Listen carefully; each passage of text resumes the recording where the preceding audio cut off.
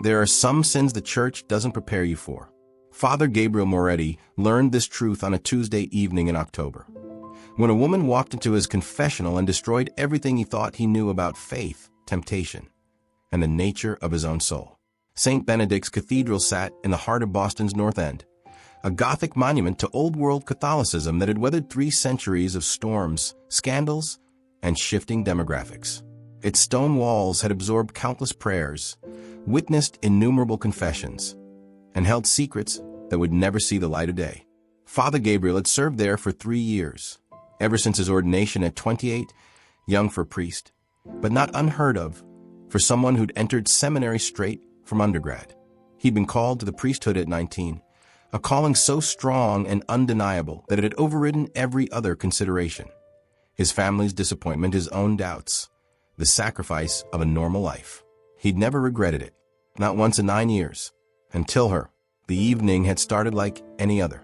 Tuesday confessions ran from 6 to 8 p.m., usually drawing a sparse crowd, elderly parishioners seeking absolution for minor transgressions, anxious mothers confessing impatience with their children, the occasional guilt-ridden businessman. Gabriel had heard them all, offered penance and absolution with genuine compassion, prayed with them, sent them back into the world lighter than they'd arrived. He was good at this part of his vocation, the listening, the guidance, the careful navigation of human frailty. He'd studied moral theology extensively, could quote canon law, understood the intricacies of sin and redemption.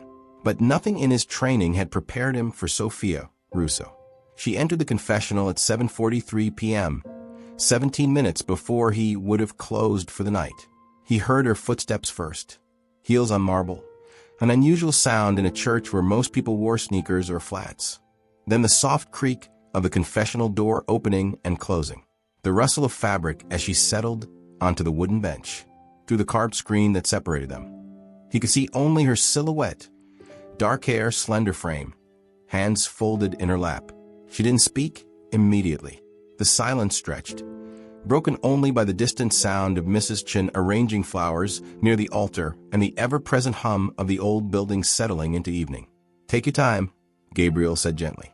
"Whenever you're ready." More silence. Then, "Bless me, Father, for I have sinned." Her voice was low, slightly husky, educated. "It's been? God, I don't even know how long it's been since my last confession. Years. Maybe a decade. That's all right. You're here now. That's what matters." "Is it?" She laughed softly, bitterly. "I'm not sure why I'm here, actually. I don't even know if I believe in this anymore." Gabriel had heard this before, the lapsed Catholic drawn back to the confessional by some crisis or another, uncertain whether they were seeking absolution or just someone to talk to. "Why don't you tell me what brought you here tonight?" Another pause. When she spoke again, her voice was different, raw, more honest. "I think I'm losing my mind. Or maybe I've already lost it, and I'm just now noticing." She shifted on the bench. "I'm a psychiatrist. I'm supposed to understand the human mind, supposed to help people navigate their darkness. But lately, I can't navigate my own." "What kind of darkness are we talking about?" "The kind where you wake up at 3 a.m. wondering if you've wasted your entire life doing the right things. The kind where you look at your successful career and your beautiful apartment and your impressive credentials and feel absolutely nothing. The kind where you realize you've been performing the role of successful woman so convincingly that you've forgotten who you actually are underneath." Gabriel leaned forward slightly. This wasn't the usual confession. This was something deeper. An existential crisis wrapped in Catholic guilt. "That sounds like more than sin," he said carefully. "That sounds like suffering." "Isn't that what sin is, though? Suffering? Or causing it?" She paused. "I've been having thoughts, desires, things a good Catholic girl isn't supposed to want. We all have desires. That's part of being human. It's what we do with them that matters. What if the desire itself is the sin? What if wanting something you can't have, shouldn't have, will never have? What if that's where the sin lives?" Gabriel's throat tightened slightly. "What is it you desire?" The silence that followed was so charged he could feel it through the screen. "I desire," she said slowly, "to feel something real. I desire to stop performing and start living. I desire to stop being afraid of my own humanity." Another pause. "And I desire things I shouldn't, people I shouldn't, experiences that would destroy the life I've carefully built. Can you be more specific? No, her voice was firm. Because if I say it out loud, it becomes real, and I'm not ready for it to be real. Gabriel chose his words carefully. God gave us desire for a reason. It's not inherently sinful to want things, but we're called to discernment, to understand which desires lead us toward God and which lead us away. And if I don't know the difference anymore, then you pray for clarity. You examine your conscience. You ask yourself, does this desire make me more loving, more compassionate, more fully human? Or does it make me smaller, more selfish, more disconnected from my true self? What if it does both? Her voice was barely above a whisper. What if the thing I want would destroy me and save me at the same time? Gabriel felt something shift in his chest, a recognition he didn't want to name. Then you need to be very, very careful, he said quietly. She was silent for a long moment. Then, can I ask you something, Father? Of course. Do you ever regret it? Your vocation? Do you ever wake up and wonder what your life would have been like if you'd chosen differently? The question was inappropriate, too personal, too intimate for the confessional. He should have redirected her, reminded her that this was about her confession, not his life. Instead, he answered honestly, yes. He heard her sharp intake of breath. Not often, he continued. Maybe once or twice a year. Usually late, at night, when I can't sleep. I wonder what it would have been like to fall in love, to have a family, to experience that kind of partnership. But then I remember why I chose this. The sense of purpose, the depth of connection with something larger than myself, the privilege of being present in people's most vulnerable moments. I know I made the right choice. Even though you sometimes regret it, even then, regret doesn't mean you made the wrong choice. It just means you're human enough to wonder about the roads not taken. That's very philosophical for a priest. I was a philosophy major before seminary. Old habits die hard. She laughed, a real laugh this time, warm and surprised. A philosopher priest. That's dangerous. Why dangerous? Because philosophy asks questions.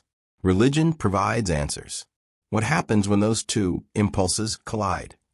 You get someone like me, Gabriel said, and he was surprised to find himself almost smiling, constantly torn between certainty and doubt, faith and reason, tradition and truth.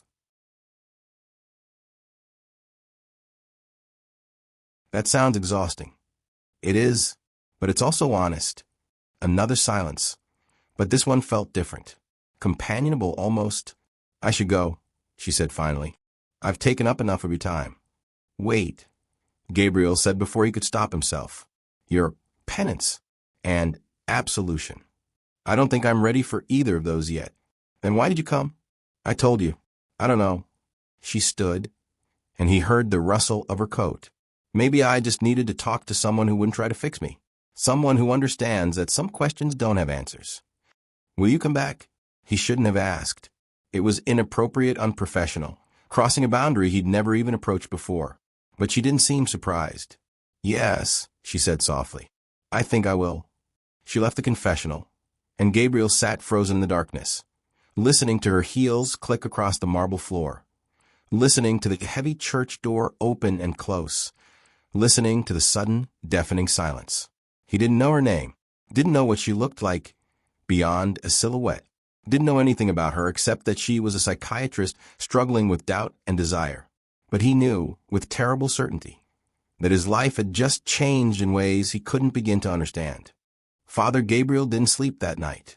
He lay in his small bedroom in the rectory, a modest space with a single bed, a wooden desk, a crucifix on the wall, and a bookshelf overflowing with theology texts and philosophy volumes, and stared at the ceiling, replaying the conversation over and over in his mind. Do you ever regret it? Why had he answered her? Why had he been so honest? In 3 years of hearing confessions, he'd maintained perfect professional boundaries. He'd been compassionate but distant, warm but not familiar, present but not personal. But something about her, the intelligence in her voice, the raw honesty of her struggle, the way she'd articulated the exact doubts he'd been having himself, had cracked open something he'd thought was sealed shut. At 3 a.m., he gave up on sleep and went to the chapel. St. Benedict's had a small private chapel behind the main sanctuary, reserved for clergy and the occasional parishioner seeking early morning mass. Gabriel came here when he needed to think, to pray, to wrestle with the questions that his vocation was supposed to answer, but sometimes only complicated. He knelt before the altar, hands folded, and tried to pray, but the words wouldn't come. Instead, he kept hearing her voice. What if the thing I want would destroy me and save me at the same time? He knew that feeling. God help him. He knew it intimately. Gabriel had entered seminary at 20, fresh out of Boston College, with a degree in philosophy and a burning certainty that he was meant for the priesthood. His calling had come during his sophomore year, during a philosophy of religion class where they'd been studying Thomas Aquinas. The professor had posed a question. Can human reason alone lead us to God, or is divine revelation necessary? And something in Gabriel had shifted. Not an audible voice, not a vision, just a sudden, overwhelming certainty that his life was meant to be spent exploring that question. Not as an academic, but as a priest. Someone who lived in the tension between reason and faith, who helped others navigate that same terrain. His parents had been devastated. His father, a successful cardiologist, had hoped Gabriel would follow him into medicine. His mother, a devout but practical Catholic, had wanted grandchildren. You're throwing your life away, his father had said. You're too smart for this, Gabe. You could do anything, medicine, law, academia. And you're choosing what? Celibacy? Poverty? Obedience to men who don't have half your intelligence. It's not about intelligence, Dad. It's about purpose. Purpose? His father had laughed bitterly. You're 20 years old. You don't know what purpose is yet. You're confusing religious fervor with actual calling. But Gabriel had been certain. Absolutely, unshakably certain. Until last night. You look terrible. Gabriel looked up from his third cup of coffee to find Father Michael O'Brien standing in the doorway of the rectory kitchen. Michael was 72, had been a priest for nearly 50 years, and had the kind of weathered wisdom that came from decades of navigating the complexities of faith and human nature. Didn't sleep, Gabriel admitted. I could tell. You have that look, like you've been wrestling with demons all night. Michael poured himself coffee and sat across from Gabriel. Want to talk about it? Not particularly. Going to anyway? Gabriel managed a tired smile. Probably not. Michael studied him for a moment. Let me guess. Someone said something in confession that's gotten under your skin. Something that made you question something. I can't talk about confessions. I'm not asking you to break the seal. I'm asking if you're all right. Michael's expression was kind but probing. In 50 years, I've seen a lot of young priests hit a wall. It usually happens around year 3 or 4. The initial fervor fades. The reality of the vocation sets in. And suddenly all those questions you thought you'd answered come rushing back. Is that what you think this is? I think, Michael said carefully, that you're one of the smartest men I've ever met. And intelligent people struggle with faith more than simple ones. It's a blessing and a curse. You see all the contradictions, all the complications, all the places where doctrine and reality don't quite match up. Gabriel wrapped his hands around his coffee mug. What if I'm not sure anymore? Not about God, I still believe, but about this, the priesthood, whether I'm actually called to it, or whether I just convinced myself I was when I was too young to know better. That's a dangerous question. I know, but it's also an important one. Michael leaned back in his chair. Gabe, can I tell you something I've never told anyone? Gabriel looked up, surprised. When I was 35, I almost left. Met a woman, a teacher at the parish school. She was brilliant, kind, understood the life. We had feelings, real ones.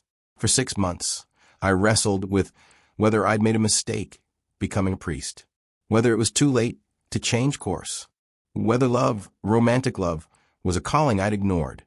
What happened? I prayed. I agonized. I talked to my spiritual director. And eventually I realized something. The question wasn't whether I loved her. I did. The question was whether leaving the priesthood would make me more fully myself or less. And for me, the answer was less. Being a priest, despite all its sacrifices, made me more of who I was meant to be. And her? She married a good man, had 3 children, sent me a Christmas card every year for 20 years, until she died of cancer. Michael's eyes were distant. I mourn her. I still miss her sometimes. But I don't regret staying.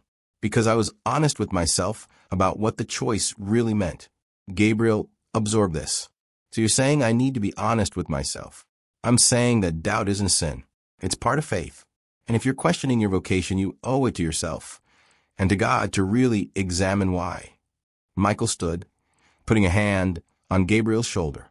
But be careful, son. Self-examination can become self-deception if we're not vigilant. Make sure you're listening to God's voice, not just your own desire. After Michael left, Gabriel sat alone in the kitchen, staring at his coffee, and wondered if he even knew the difference anymore. She came back on Thursday. Same time, 7:43 p.m., 17 minutes before the end of confession hours. Same sound of heels on marble. Same rustle of fabric as she settled onto the bench.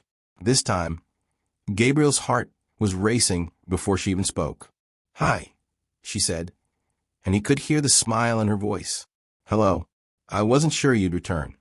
"I wasn't sure either, but I couldn't stop thinking about our conversation." A pause. "Is that weird? That I've been thinking about a confession that wasn't really a confession?" "If it's weird, then we're both strange, because I've been thinking about it too." He shouldn't have said that.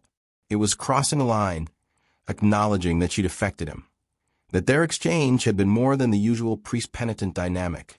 But he was tired of pretending. "Good," she said softly. "I'm glad I'm not the only one." "We should probably talk about why you're really here," Gabriel said, trying to inject some professional distance into his tone. "Last time, you mentioned desires you couldn't name, thoughts you were afraid to speak aloud." "I did, and I'm still afraid to name them." "Why?" "Because naming things gives them power, and I'm not ready to give this power over me yet." "This? You're being deliberately vague." "I know. It's a psychiatrist thing. We're trained to be evasive when discussing our own issues. Much easier to analyze others than ourselves. That must be exhausting. You have no idea." She shifted on the bench. "Can I ask you something? You seem to do that a lot." "Occupational hazard. So can I?" "Go ahead. Why did you become a priest? What was the moment you knew?"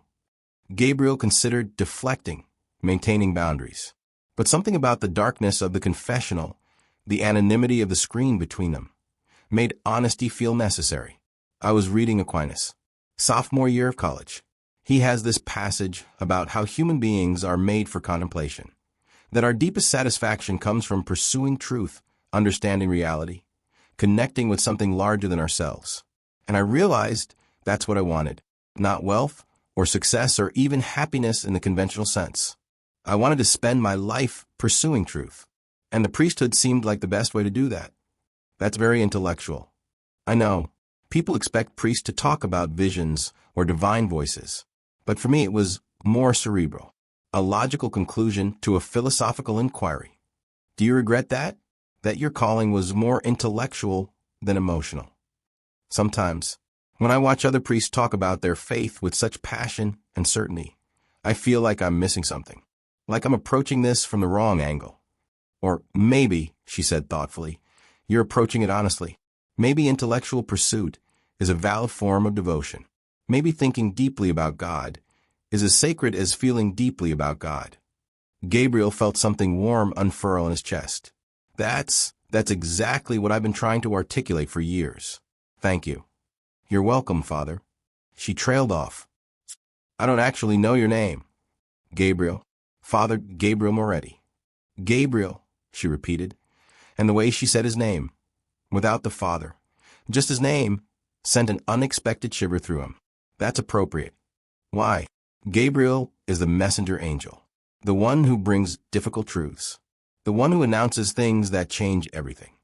"And you think that's what I'm doing? Bringing you difficult truths?" "I think," she said slowly, "that talking to you is forcing me to confront truths I've been avoiding. So yes, you're living up to your name." "What truths are you avoiding?" "Silence."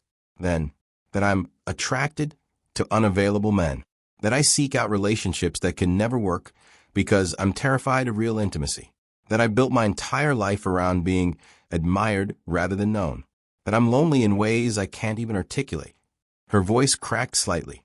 "That I came to this confessional because I needed someone to talk to who wouldn't judge me or try to fix me. And I keep coming back because..." She stopped. "Because..." Gabriel prompted gently. Because you understand. Because you're struggling with the same questions. What it means to have chosen a life that doesn't leave room for certain kinds of human connection. Because talking to you feels more real than anything else in my life right now. Gabriel's hands were shaking. He pressed them together. Hard. That's dangerous territory, he managed. I know. We can't. This isn't. I know that too. She exhaled slowly. I'm not asking for anything, Gabriel. I'm just telling you the truth. Because if we're going to keep doing this, whatever this is, it needs to be honest. No games, no pretending. Just honesty. This shouldn't continue. But it will, won't it? Gabriel closed his eyes. Every fiber of his training, his vocation, his commitment to his vows screamed at him to end this now. To tell her not to come back. To find another confessor. To let this strange connection die before it became something neither of them could control. But instead, he said, yes, it will. Then I'll see you next Tuesday? Same time. Same time. He heard her stand. Good night, Gabriel. Wait, you still haven't told me your name. A soft laugh. No, I haven't. Maybe next time. She left, and Gabriel sat in the darkness, trembling, knowing he'd just crossed a line he could never uncross. Saturday morning. Gabriel was scheduled to deliver a lecture at Boston College's theology department. It was a quarterly event. The university invited local clergy to give talks on contemporary issues in Catholic thought. Gabriel had done it several times before, always choosing safe academic topics. The compatibility of science and faith, modern interpretations of natural law, the role of doubt in spiritual formation. Today's topic, the theology of desire, Augustine, Aquinas, and the modern soul. He'd written the lecture 3 weeks ago, before Tuesday's confession. Now standing at the podium looking out at 30 graduate students and a handful of faculty members, the words felt like they were burning on his tongue. Desire, he began, is the most dangerous force in human existence. Not because it's evil. Augustine reminds us that God created desire as a fundamental aspect of human nature, but because it's powerful enough to shape our entire lives, for good or ill. He clicked to his first slide, a quote from Augustine's Confessions. You have made us for yourself, O Lord, and our hearts are restless until they rest in you. Augustine understood something profound, that all human desire is ultimately a desire for God. When we chase money, power, sex, success, we're actually chasing transcendence. We're trying to fill a God-shaped hole with God-sized substitutes, and it never works. A student raised her hand. But Father, isn't that reductive? Can't we desire things for their own sake, without it always being about God? Gabriel smiled. That's the tension Aquinas navigates. He argues that while all desire ultimately points toward God, that doesn't make particular desires meaningless. When you love a person, you're not just using them as a stand-in for divine love. You're loving them specifically, particularly. The desire is real even if its ultimate source is elsewhere. So desire is good. Desire is neutral. It's what we do with it that matters. Do we let it control us? Or do we direct it? Do we use it to grow or to escape? Do we honor it honestly or do we deny it and let it fester into something toxic? Another hand. What about celibacy? Isn't that denying desire? Gabriel paused. 3 weeks ago, he would have had a prepared answer. Something about sublimation, about channeling erotic energy into spiritual devotion, about the freedom that comes from not being controlled by physical needs. Now, he wasn't sure. That's the question, isn't it? He said slowly. Is celibacy a denial of desire or a redirection of it? Is it a sacrifice or a choice? And does it make you more fully human or less? What do you think? The student pressed. I think, Gabriel said carefully, that it depends on the person. For some, celibacy is a genuine calling, a way of loving more people more fully by not being bound to one person exclusively. For others, he trailed off. For others, the student prompted. For others, it might be a way of avoiding the vulnerability that comes with real intimacy, a way of staying safe by never fully opening your heart. The room was very quiet. One of the faculty members, Dr. Sarah Chen, spoke up. That's a remarkably honest answer, Father, and somewhat unusual. Most priests present celibacy as purely vocational, not psychological. Maybe we should be more honest about the psychology, Gabriel said. Maybe part of the reason the church is struggling is because we've pretended that vocation can override human nature completely, that grace erases desire rather than transforming it. Are you suggesting the church's teaching on celibacy is wrong?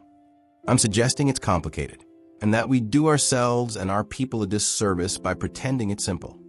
After the lecture, Dr. Chen approached him. That was different, she said. More personal than usual. Are you all right? Gabriel managed a tired smile. Just thinking through some things. Trying to be more honest in my teaching. Well, it was powerful. But also, she hesitated. Also a little concerning. If you need to talk professionally or otherwise, my door is always open. Thank you. I appreciate that. He was walking back to his car when his phone buzzed. A text from an unknown number. I was in your lecture. I'm sorry. I didn't know you'd be there. But I couldn't leave once I realized who was speaking. We need to talk. Can you meet me? Yes. His heart stopped. She'd been there. In the audience. She'd seen his face, heard him speak, watched him struggle with exact questions they'd been discussing in the confessional. And now he had her number, which meant she'd somehow gotten his.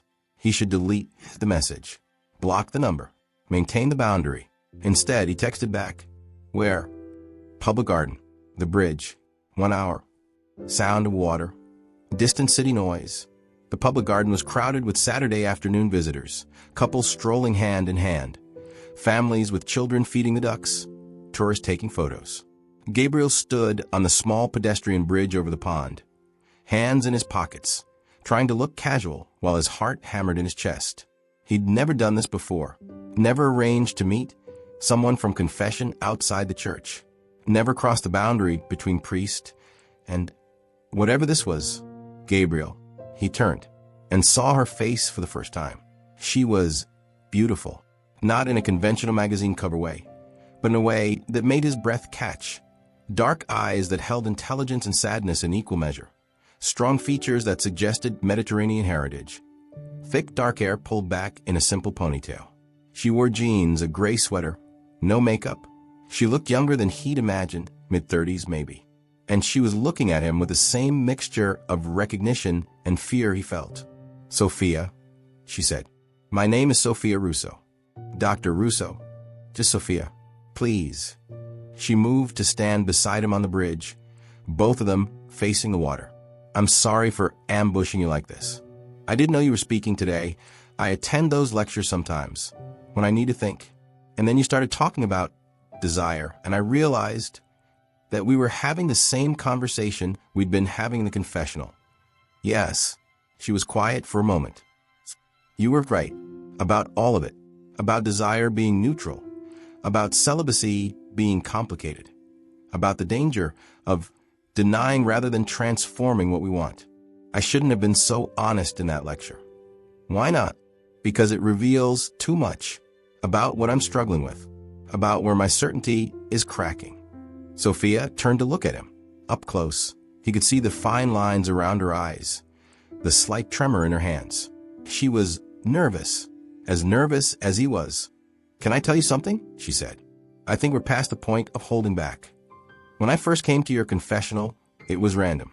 I was walking past the church, saw the light on, and something just pulled me inside. I hadn't been to confession in a decade, hadn't been inside a church except for weddings and funerals. But that night, I needed to talk to someone who wouldn't be in my life, who wouldn't judge me by normal standards, who might understand spiritual crisis even if they couldn't fix it. And then you answered me, really answered me, not with platitudes or scripture quotes, but with actual thought, actual honesty. You admitted your own doubts. You talked about regret and choice and the roads not taken. And I realized I'd found something I didn't know I was looking for. What was that? Someone who speaks my language. Someone who lives in the tension between what they believe and what they feel. Someone who's intelligent enough to see the contradictions and brave enough to admit they don't have all the answers. She looked back at the water. Someone like you. Gabriel's hands tightened on the bridge railing. Sophia, I'm a priest. I know. I took vows. Celibacy, obedience. I know that too. Then you understand this is impossible. Yes. She turned to face him fully now. I understand that what I'm feeling is impossible, inappropriate, and completely against everything I've been taught to want. I understand that you're unavailable in the most fundamental way a person can be unavailable. I understand that pursuing this, whatever this is, would hurt both of us and potentially destroy your vocation. Then why are we standing here? Because, Sophia said, her voice breaking slightly, impossible doesn't mean it's not real. And I'm tired of pretending that the most real thing in my life right now is in these conversations with you. Gabriel closed his eyes. You said you're attracted to unavailable men, that you seek out relationships that can't work. I know. That's what makes this so confusing. Am I attracted to you specifically? Or am I just following pattern? Am I actually connecting with who you are? Or am I just drawn to the impossibility? Have you figured out? No. Have you? No. They stood in silence, inches apart, not touching. What do we do? Sophia asked finally. I don't know. I should tell you not to come back. I should recommend another confessor.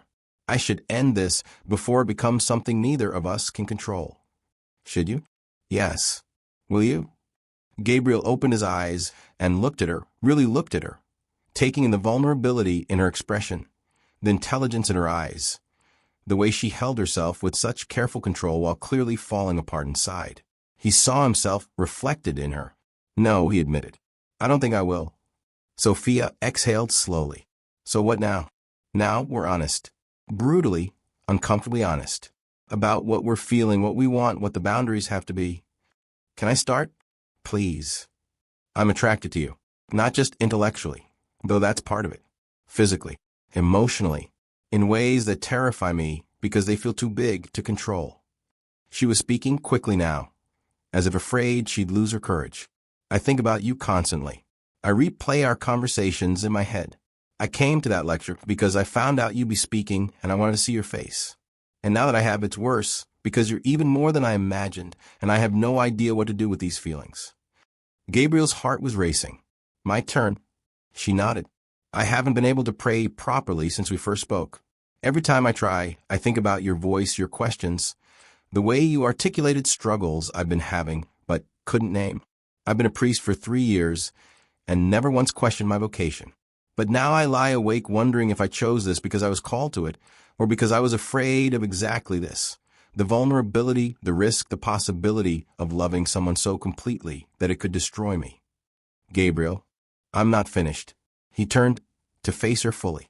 You scare me, Sophia. Not because you're doing anything wrong, but because you make me want things I gave up.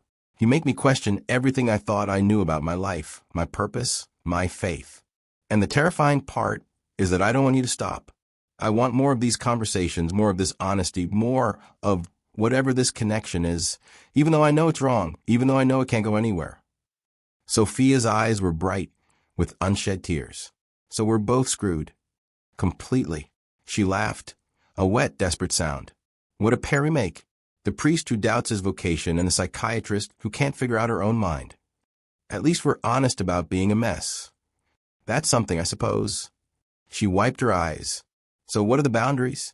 Because we need them, or this gets dangerous fast. Gabriel thought about it. No physical contact. No private meetings beyond the confessional. No contact outside of Tuesday evenings unless absolutely necessary. That's going to be hard. I know, but necessary. What about talking? In the confessional? We can talk, as long as we're honest about what it is and isn't, which is connection. Real, genuine human connection. But not a relationship, not dating, not romance, even though he trailed off. Even though it feels like all those things, yes. Sophia nodded slowly. I can work with that, I think. Can I ask one more thing? Go ahead. If circumstances were different, if you weren't a priest, if we'd met some other way, would you? She didn't finish the question, but she didn't need to. Yes, Gabriel said quietly. Without hesitation, yes. Sophia closed her eyes, a single tear rolling down her cheek. Thank you for telling me, even though it makes this harder. Does it? Or does it make it more honest? Both. They stood in silence, watching the boats on the pond. Two people drawn together by impossible circumstances and determined to resist what they both desperately wanted. Finally, Sophia spoke. I should go. Probably. But neither of them moved. Tuesday, she asked. Tuesday. Same time? Same time. She started to walk away, then turned back. Gabriel? Yes. Thank you. For being honest. For not lying or pretending or making this easier by being less than you are. You too. She smiled, sad and beautiful and heartbreaking, and walked away. Gabriel stood on the bridge for a long time after she was gone, wondering if he'd just made the biggest mistake of his life or the first genuinely honest choice he'd made in years. He suspected it was both. The weeks that followed established a rhythm that felt both sacred and dangerous. Every Tuesday at 7:43 p.m., Sophia entered the confessional. Every Tuesday they talked for exactly 1 hour. No more, no less. It was a boundary they'd agreed upon, a way of maintaining some semblance of control over something that was rapidly becoming uncontrollable. But the content of their conversations had shifted. They no longer pretended this was confession. They'd stopped using the formal language of sin and absolution. Instead, they really talked, about everything they'd never been able to discuss with anyone else. Third Tuesday. Tell me about your family, Sophia said. Gabriel shifted on his bench. Through the screen, he could see her silhouette. She always wore the same thing now, jeans and a simple sweater, as if she decided to stop performing for these meetings. My father is a cardiologist. My mother was a stay-at-home parent until I went to college. Then she went back to school and became a social worker. I have 2 younger sisters. Maria is a lawyer. Isabella is getting her doctorate in molecular biology. Overachievers. Italian Catholic family. It's genetic. He smiled despite himself. What about you? Only child. My parents own a restaurant in the North End. Russo's, maybe know it? I do. The Osso Buco is incredible. They sold it 5 years ago and retired to Florida. I think they were relieved when I didn't want to take it over. She paused. They wanted me to marry a nice Italian boy, have babies, maybe become a teacher or a nurse. Something respectable, but not threatening. When I told them I wanted to be a psychiatrist, my mother cried. Why? Because it meant I'd chosen a life that didn't center around family, that I'd prioritize career over children, that I'd become something she couldn't understand. Sophia's voice was soft. I think she felt like I was rejecting her life choices, like I was saying her life wasn't enough. Was that what you meant? No, but also maybe yes. I watched her give up everything to support my father's dreams. She was brilliant, could have been anything, but she got pregnant at 23 and that was it. Life over dreams shelved. I swore I'd never let that happen to me.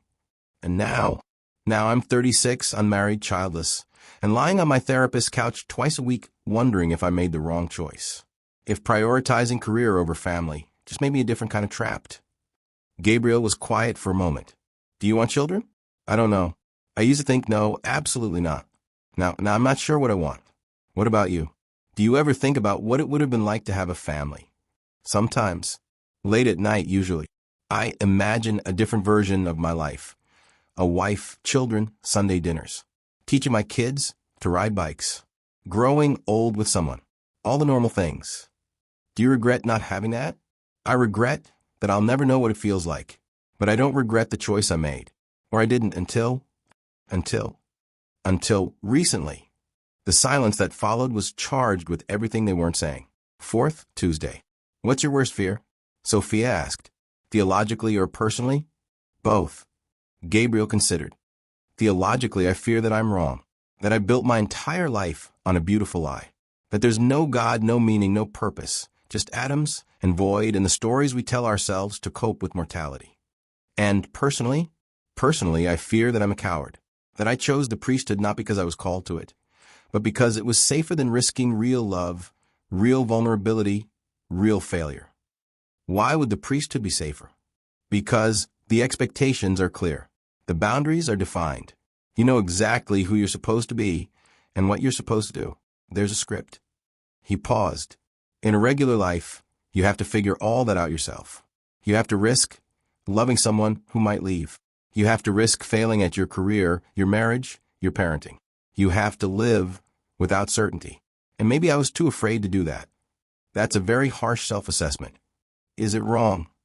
Sophia was quiet for a long moment. I don't think you're a coward. I think you're the bravest person I've ever met. How do you figure? Because you're questioning everything.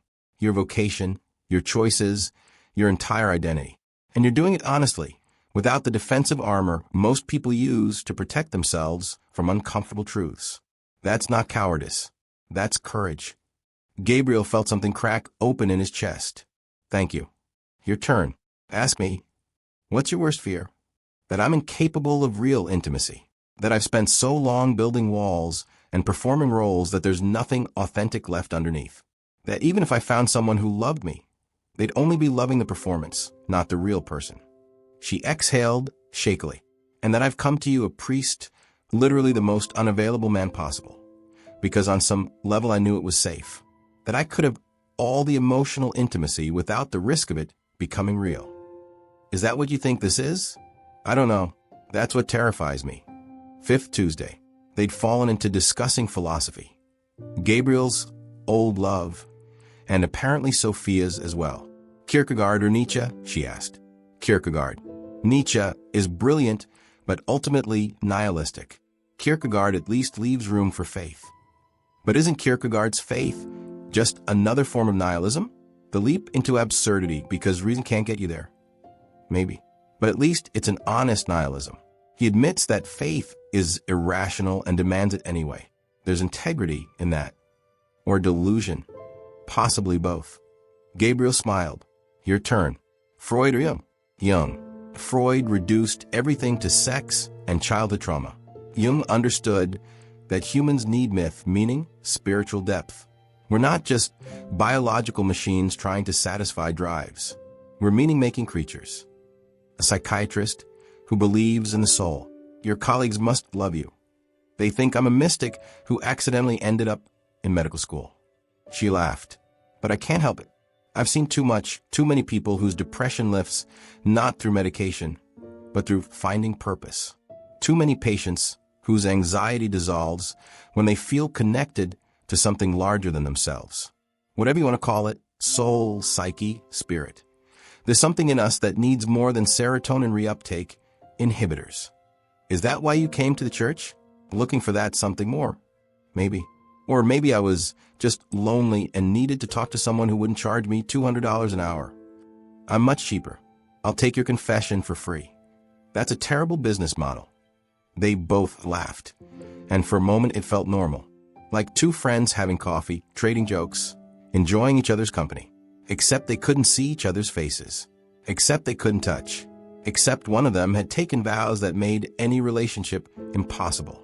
The laughter faded. Gabriel. Yes. Do you ever wish we'd met differently? Before your ordination? In some normal way? Every single day. Me too. Sixth Tuesday. I need to tell you something, Sophia said. And her voice was different. Strained. Almost frightened. Gabriel's stomach tightened. What's wrong? I saw my therapist today, Dr. Harrison.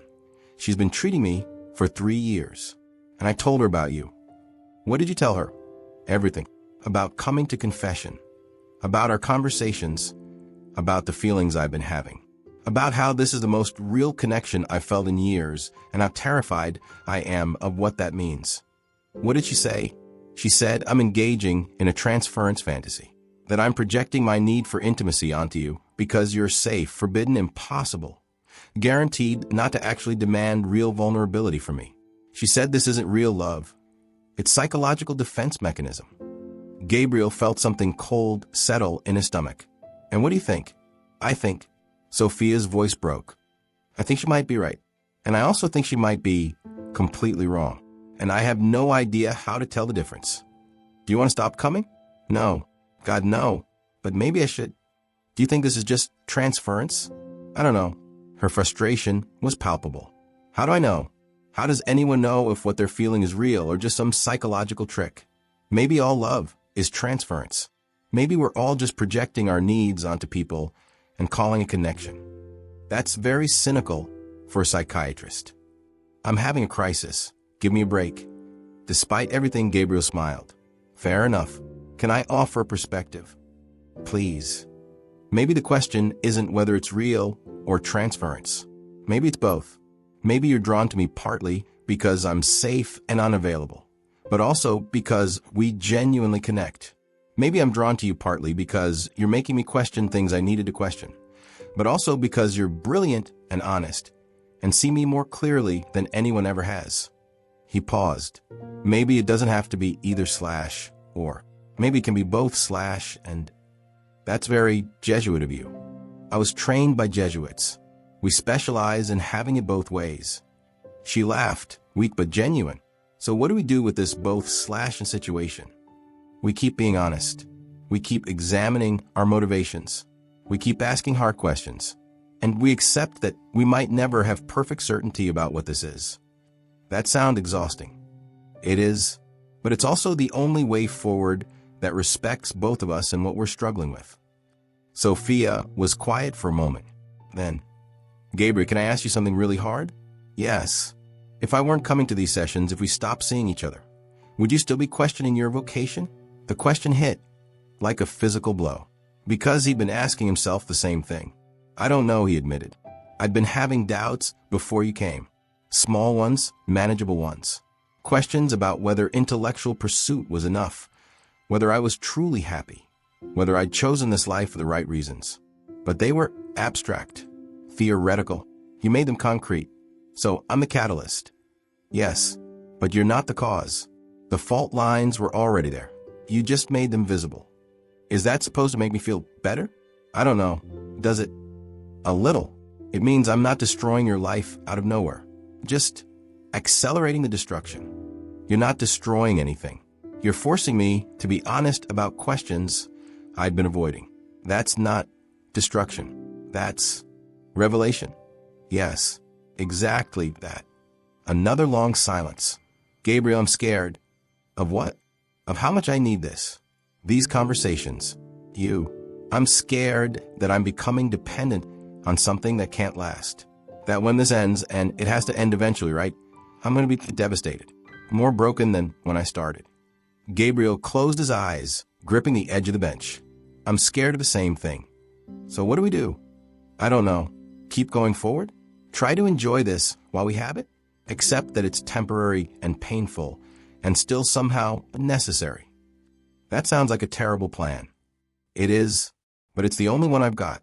Sophia laughed sadly. Okay, terrible plan it is. The 7th Tuesday she didn't come. Gabriel waited in the confessional from 7:43 to 8:30, long past closing time, his heart sinking with each passing minute. She'd never missed before, never been late. Something was wrong. He tried to tell himself it was fine. She'd gotten busy. She decided to take a break. She'd come next week. But anxiety gnawed at him, irrational and consuming. At 8:45, he finally left the confessional and found Father Michael in the sacristy. You look terrible, Michael observed. Still wrestling with whatever's been eating at you. Something like that. Want to talk about it? Can't. Michael studied him for a long moment. Gabe, I'm going to say something as your friend, not your superior. Whatever situation you're in, whoever you're thinking about, be very, very careful. I've seen good priests destroy their vocations over feelings they thought they could control. And I've seen the collateral damage when it all falls apart. Gabriel's blood ran cold. What makes you think? I've been doing this for 50 years. I know the signs, the distraction, the insomnia, the way you light up at certain times and crash at others, the way you check your phone constantly, even though we both know priests don't need to check their phones that often. Michael's expression was kind but firm. I'm not judging, but I am worried. I haven't broken my vows. Not yet, but you're thinking about it, and thinking about it is where it starts. What am I supposed to do? Stop caring? Stop feeling? No, but you need to make a choice. Either commit to your vocation fully and end whatever situation is pulling you away from it, or be honest that maybe this isn't where you're meant to be and leave with your integrity intact. What you can't do is live in this limbo indefinitely. It will destroy you, and it will hurt whoever else is involved. After Michael left, Gabriel sat alone in the dark church, praying for guidance that didn't come. Wednesday morning, he found a letter slipped under the rectory door. No return address, handwritten. He knew it was from her before he even opened it. Gabriel, I'm sorry I didn't come last night. I couldn't. My therapist convinced me that continuing our sessions is unhealthy for both of us, that I'm using you to avoid real intimacy and you're using me to avoid confronting your doubts about your vocation. She might be right. I've been thinking a lot about what we're doing, about whether it's fair to either of us, about whether we're helping each other grow or just enabling each other's avoidance. I think I need to step back. Not forever. I don't think I could stay away forever even if I wanted to. But for a while, to get some clarity, to figure out if what I'm feeling is real or just a beautiful fantasy I've been using to escape my actual life. I don't want to hurt you, but I think continuing like this will hurt us both more in the long run. I'm sorry for starting this, for not being strong enough to walk away sooner, for making you question everything when maybe you didn't need to. Thank you for seeing me, really seeing me. No one else has ever done that. Sophia. Gabriel read the letter 3 times, then sat at his desk with his head in his hands. She was right. Of course, she was right. This needed to end. They were playing with fire and pretending it was just light. But the thought of not seeing her again, not hearing her voice, not having those conversations that made him feel more alive than he'd felt in years, was unbearable. He picked up his phone, then put it down. Picked it up again. Put it down. Finally, he texted her, "I understand. Take the time you need, but know that I don't regret any of it. And if you ever need to talk, as a priest, as a friend, as whatever I can be for you, I'm here." Her response came an hour later. "Thank you. That means more than you know." The next 2 weeks were hell. Gabriel went through the motions, morning mass, hospital visits, counseling sessions, administrative work. But he felt hollow, mechanical, going through routines without inhabiting them. He tried to pray, but his prayers felt like they were hitting the ceiling and falling back down. He tried to read theology, but the words blurred together meaninglessly. He tried to convince himself that this was good, that putting distance between them was necessary. Healthy, right? But mostly he just missed her. On the 9th day, he received an email from an unfamiliar address. "Father Moretti, my name is Dr. Rebecca Harrison. I'm Dr. Russo's therapist. She doesn't know I'm contacting you. And I'm doing so outside normal protocol because I'm concerned about her well-being. Sophia has been in crisis since she stopped seeing you. She's not sleeping, not eating properly, barely functioning. She's convinced herself that her feelings for you are just pathology, transference, avoidance, all the clinical terms. But I've been treating her for 3 years, and I've never seen her this emotionally engaged. This isn't pathology. It's the opposite. I don't know what your situation is or what you're dealing with in terms of your vocation. But I do know that Sophia is one of the healthiest, most self-aware people I've ever worked with. If she's having these feelings, they're not delusion. They're real. I'm not telling you what to do, but I am telling you that she's suffering. And that suffering isn't helping her grow. It's just making her retreat further into herself. Whatever is happening between you two, it needs resolution, not avoidance.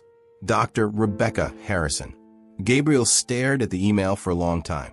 Then he did something he'd never done before. He called in sick to evening mass and drove to the address he'd found in Sophia's file, the patient information form she'd filled out that first night, that he shouldn't have kept but couldn't bring himself to destroy. Sound of knocking on door. She lived in a renovated brownstone in Back Bay, 3rd floor. Gabriel stood outside her door for a full minute before knocking, his heart hammering. This was wrong. Showing up at her apartment uninvited, crossing every boundary they'd set. But he couldn't help it.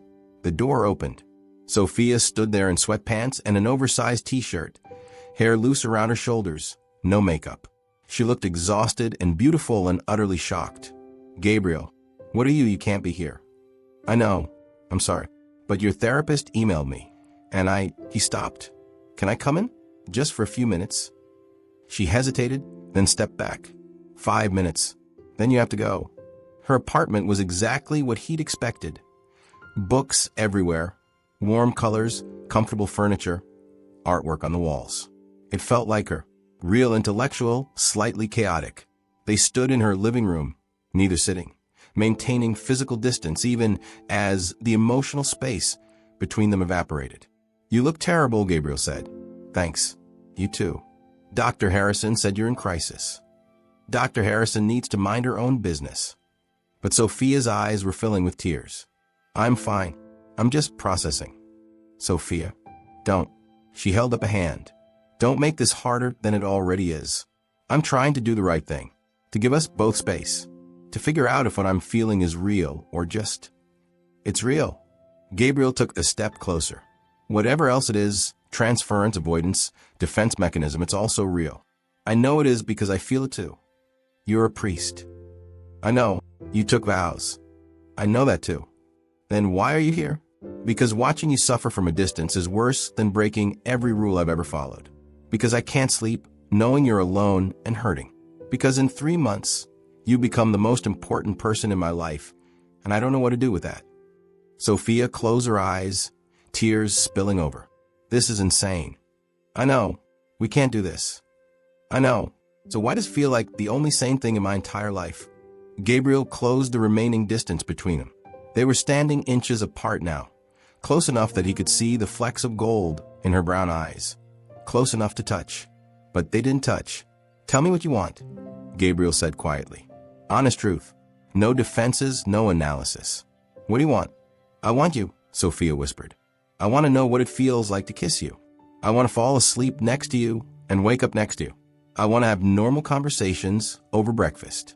I want to introduce you to my parents and watch movies on the couch and fight about stupid things and make up afterwards. I want all the normal things that we can't have because you're a priest and I'm... Her voice broke. I'm falling in love with you and it's destroying me. Gabriel's breath caught. Sophia, your turn. What do you want? I want everything you just said, and I want to wake up every morning and know I made the right choice. I want my faith back, not the intellectual ascent I've been operating on, but the actual felt sense of God's presence. I want to be certain again. I want to not feel like I'm being torn in half every single day. He paused. But more than any of that, I want you. They stood there, not touching, both crying now. What do we do? Sophia asked. I don't know. I honestly don't know. Do you want to leave the priesthood? I don't know. 3 months ago, I would have said, absolutely not. Now I don't know what I want except that I want to be with you. And that terrifies me. Because it might be the wrong choice. Because it might be the right one. Gabriel wiped his eyes. What if I leave and we're together and it's everything I've been missing? What if I've wasted 10 years in the wrong vocation? What if all that suffering, mine, yours, everyone I could have loved but didn't, was for nothing? Or what if you stay and spend the rest of your life wondering, what if this feeling, what we have, was your chance at real happiness and you chose obligation over authenticity? That's what I'm afraid of too. Sophia reached out, her hand hovering inches from his face. Can I touch you? Just once. Gabriel's heart was racing. We shouldn't. I know. Can I anyway? He nodded. Her hand touched his cheek, soft, tentative, electric. Gabriel's eyes closed involuntarily, every nerve ending igniting at the simple contact. It was the first time they touched, the first time in 3 months of intimate conversation that their bodies had acknowledged what their words had been building. And it felt like coming home. Oh, Sophia breathed. Oh, God. Gabriel opened his eyes. Her hand was still on his face, her expression equal parts wonder and devastation. This is real, she said. It's not transference or fantasy or defense mechanism. This is real. I know. So what do we do? Before Gabriel could answer, his phone rang. He looked at it. Father Michael's name on the screen. Reality crashed back in. He stepped back from Sophia's touch, and they both felt the loss like a physical wound. I have to go, he said. I'm sorry. I have to go. I know. Just. Sophia wrapped her arms around herself. Figure out what you want, Gabriel. Really figure it out. Because I can't keep doing this. Living in limbo. Wondering if you're going to choose me or choose the church. I need to know. How long do I have? I don't know. But not forever. Gabriel nodded, then turned to leave. At the door he stopped. Sophia? Yes. I think I'm falling in love with you too. He left before he could see her reaction. Before he could change his mind. Before he could do something neither of them could take back. Gabriel didn't go back to the rectory that night. Instead, he drove to a monastery 2 hours north, a Benedictine community where he'd done a retreat during seminary.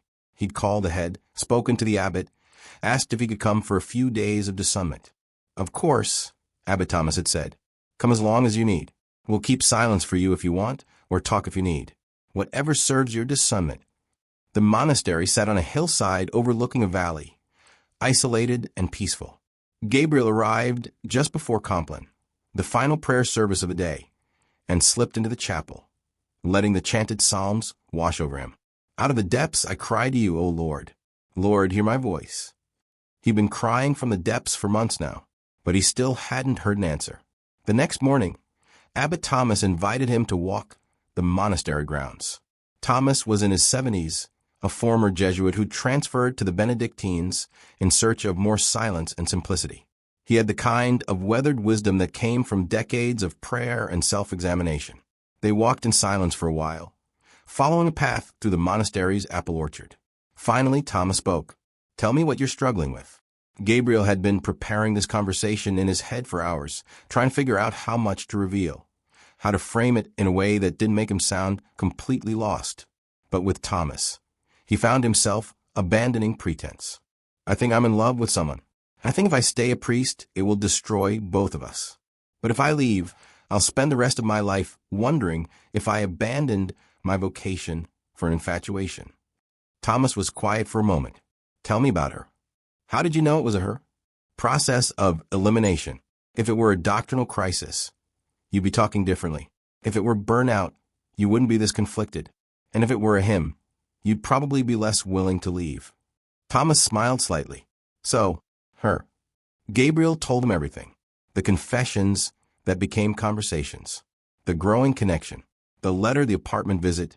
The realization that what he felt was far too big to ignore. Thomas listened without interrupting, nodding occasionally. When Gabriel finished, Thomas said, Tell me about your vocation. Not the call to priesthood, the deeper call. What did you think God was asking of you when you entered seminary? Gabriel considered, to pursue truth, to help others navigate the tension between faith and reason, to live a life of meaning and purpose. And does being a priest fulfill that? It did. For a long time it did. But lately, Gabriel struggled to articulate it. Lately, I feel like I'm performing a role rather than living it. Like I'm going through motions that no longer connect to anything real inside me. When did that start? I don't know. Maybe a year ago? Maybe longer. I told myself it was normal, that every vocation has dry periods, that faith is tested. But meeting Sophia made me realize it wasn't a dry period.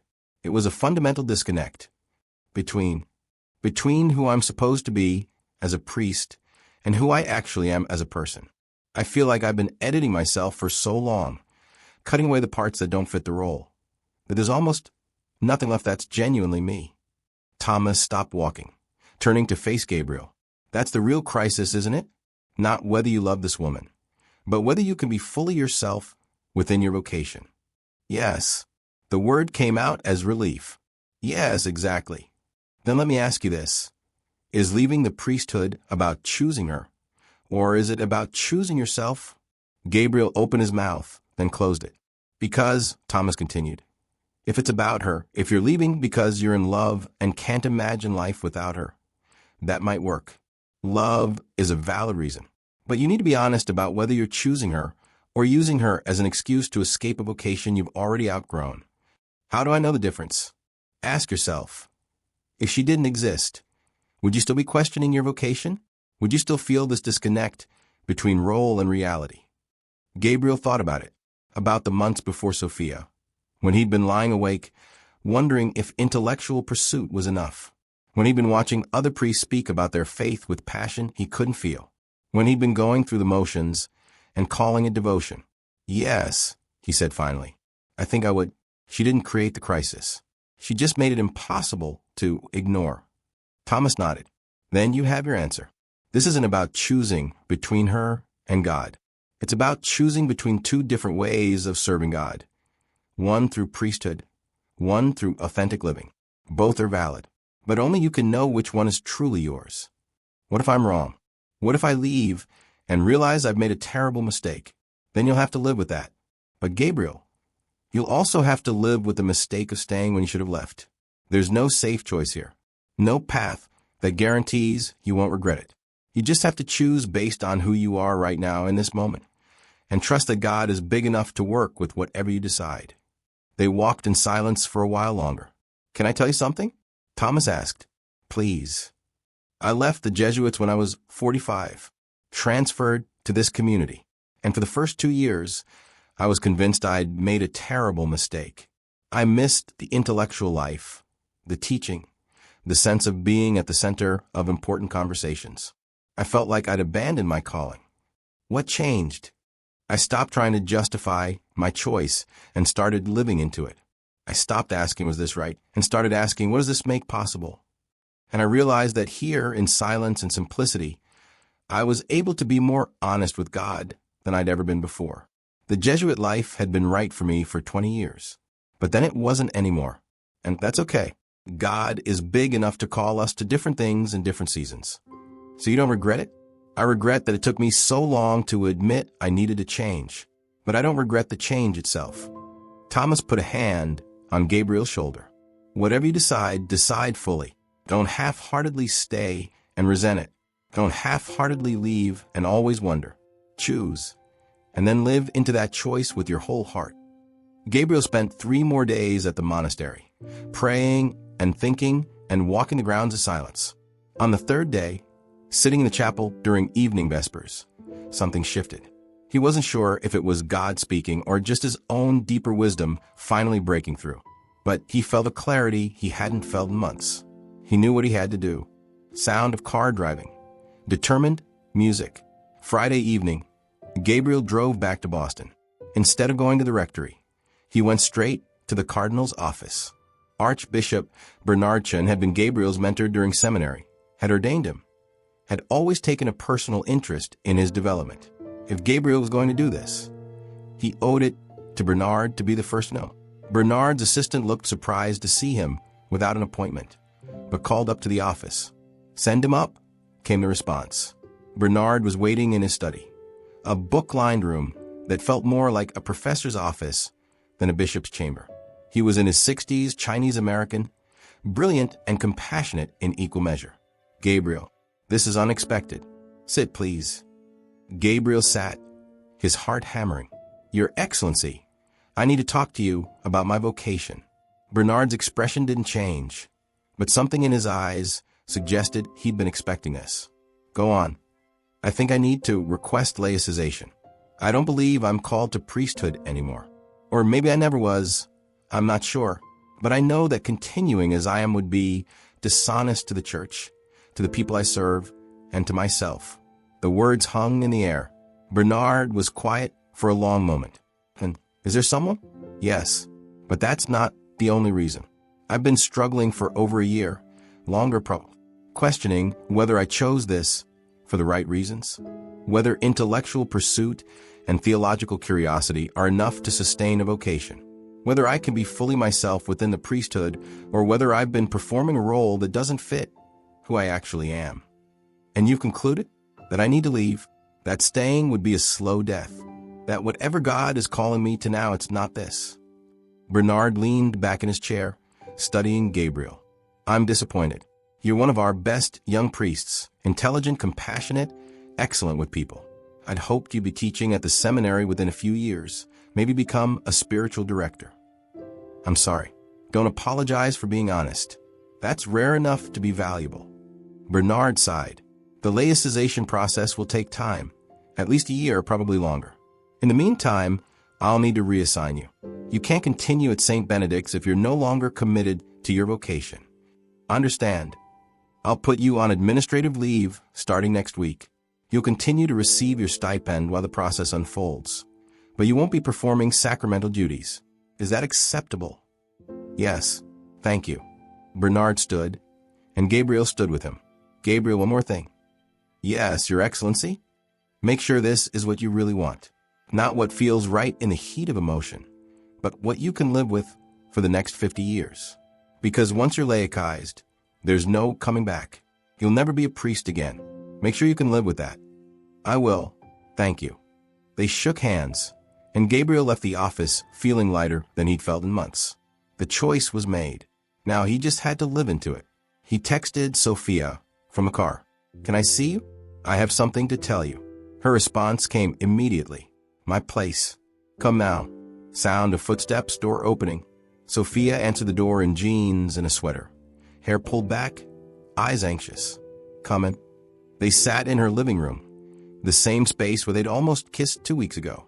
But this time, the energy was different, determined rather than desperate. I'm leaving the priesthood, Gabriel said without preamble. I've requested laicization. It will take time, but it's done. I've made the choice. Sophia's hand went to her mouth. Gabriel, let me finish. I'm not leaving just for you. I'm leaving because I've been dying slowly in that vocation for over a year. I'm leaving because I can't be fully myself as a priest. I'm leaving because God is calling me to something else. I don't know what yet, but I know it's not priesthood. But I'm part of the reason? Yes. He made me face questions I'd been avoiding. He showed me what it could feel like to be truly known and still wanted. You made me realize that intimacy isn't something I have to sacrifice for meaning. That maybe, possibly, they could coexist. Tears were streaming down Sophia's face. What does this mean? For us? It means, Gabriel said, taking her hands, their first real touch since that single moment 2 weeks ago. I want to try. When the laicization is final, when I'm no longer bound by vows, I want to try being with you. If you still want that, if you haven't moved on, or decided I'm too complicated, or... Sophia kissed him. It was sudden, desperate. 3 months of tension finally breaking. Gabriel froze for half a second. He was still technically a priest, still bound by vows. But then he kissed her back, and nothing else mattered. When they finally broke apart, both breathing hard, Sophia was laughing and crying at the same time. Is that a yes? Gabriel asked. That's a yes. God, yes. But Gabriel, she pulled back slightly. I'm terrified. What if we get together and it doesn't work? What if you resent me for being the reason you left? What if the reality doesn't live up to the fantasy? Then we'll deal with it, together, like actual adults instead of people having philosophical discussions through a screen. He cupped her face. I'm terrified too. I'm about to lose everything I've built my identity on for the past 10 years. But I'm more terrified of not trying, of spending the rest of my life wondering what we could have been. When will it be final? The laicization. A year, maybe longer. I'll be on leave starting next week, but I'll still technically be a priest until Rome processes everything. So we have to wait? Gabriel hesitated. Technically, yes. I'm still bound by my vows until the dispensation is granted. And realistically? Realistically, I've already made the choice. The paperwork is just catching up.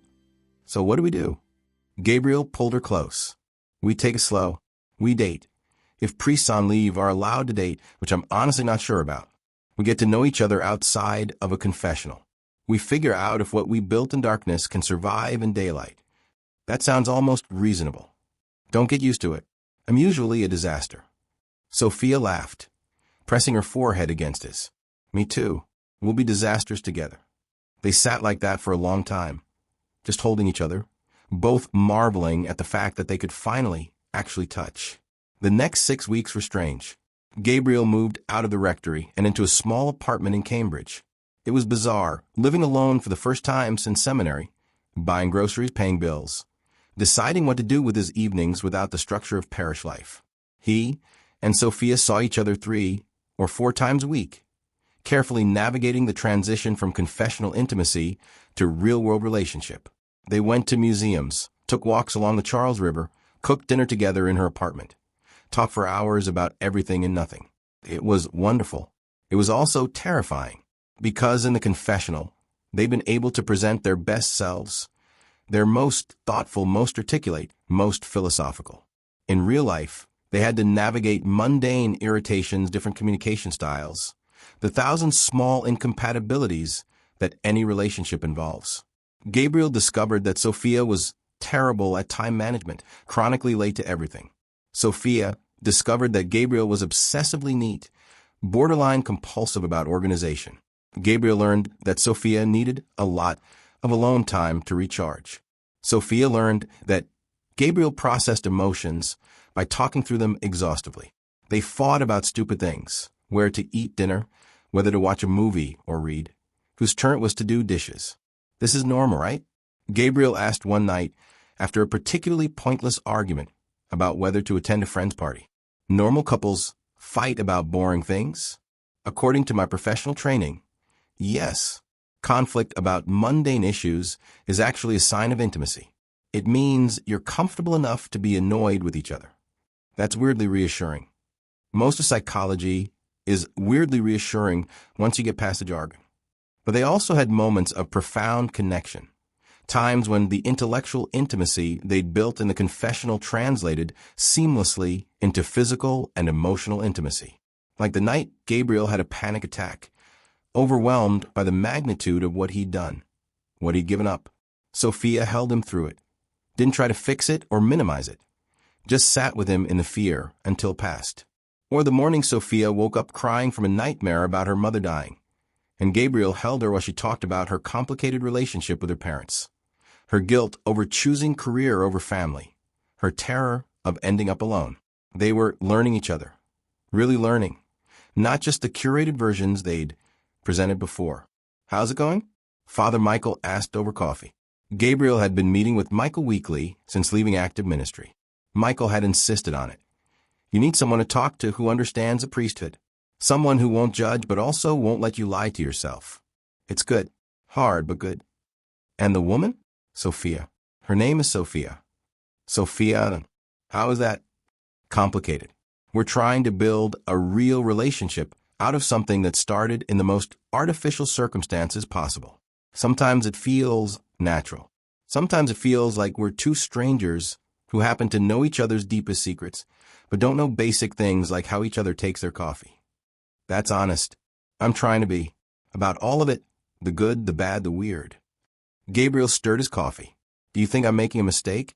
Does it matter what I think? Honestly? Yes. You're one of the few people whose opinion I actually trust. Michael was quiet for a moment. I think you're doing something incredibly brave and potentially foolish. I think you might regret this decision. I also think you might have regretted staying. There's no way to know which path would have been right, because you can only walk one. That's not very reassuring. No, but it's honest. Michael leaned forward. Gabe, can I tell you what I really think? Please. I think you were a good priest who was slowly dying inside. I think you would have eventually burned out or had a crisis much worse than this one. I think Sophia was a catalyst, but she wasn't the cause. And I think leaving, while painful, might have saved you from something much worse. Gabriel felt his eyes burning. You really think that? I do, but I also think you need to grieve. You lost something real, your vocation, your identity, your community. Don't rush past that grief to get to the happiness.